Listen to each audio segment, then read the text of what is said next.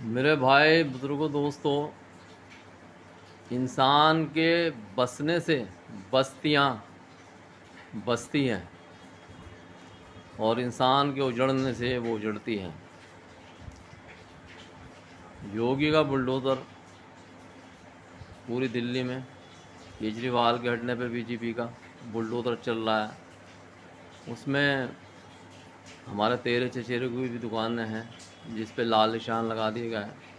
तो कहीं ना कहीं हिंदुस्तान की जो खूबसूरती है उसे ये बर्बाद कर रहे हैं ना, क्या आबाद कर रहे हैं बीजेपी वाले।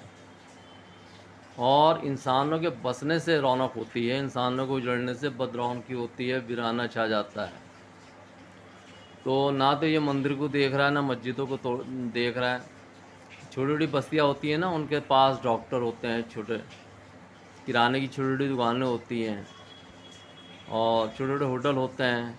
वहाँ लोग ज़रूरत पूरी करते हैं। गोश्त की दुकानें होती हैं, वहाँ ज़रूरत पूरी करते हैं। अब 20 रुपये में भी दवा में काम चल जाता है, 30 रुपये में भी चल जाता है, रुपये 50 रुपये में भी। अब अगर वो बड़े डॉक्टर के पास जाएंगे गरीब लोग तो कैसे जाएंगे जब तुमने उनके आशियाने उजाड़ दिए। किसी का 50 साल के आशियाने उजाड़ रहे हैं आप, किसी का 80 साल के आशियाने उजाड़, 100 100 साल के आशियाने आप उजाड़। आप कह रहा कहने लगे इसकी ज़मीन है उसकी ज़मीन है। अब तो योगी जी की भी ज़मीन निकली है दिल्ली के अंदर। तो मेरा कहने का मंशा यह है कि ये जो जुल्म है ये पब्लिक की भी बिल्कुल खामोशी का नतीजा है। अगर एक साथ डट के पब्लिक खड़ी हो जाए, मारो या मारो या मारो या मारने दो, तो आप क्यों ऐसा नहीं करते। देखो भाई, हम तो गुजरे में हैं 92 के फिसाद में, अपना सब कुछ लगभग खो चुके हैं, अपने चचा जान को भी खो चुके हैं। तो भाई हम पे तो गुजरी हुई है। तो हम तो आपको ये कह सकते हैं कि यार इतने सारी पब्लिक होती है, क्यों आप उनके ऊपर कितने पुलिस वाले आते हैं, कितने अधिकारी आते हैं, एक दफ़े सख्ती से खड़े हो जाएं आप, तो इंशाल्लाह मुकाबला होगा। जो कुछ भी होगा फिर सुप्रीम कोर्ट से फैसला कीजिए। आपके तोड़ के चले जाते हैं, वीरान करके चले जाते हैं, ख़त्म। फिर वो वीरान ही पड़ा रहता है, उसका कुछ होता भी नहीं है कि चलो कुछ हो गया, कुछ होता भी नहीं है। लोग रो रहे हैं, तड़प रहे हैं। गर्मी का मौसम, बरसात का मौसम।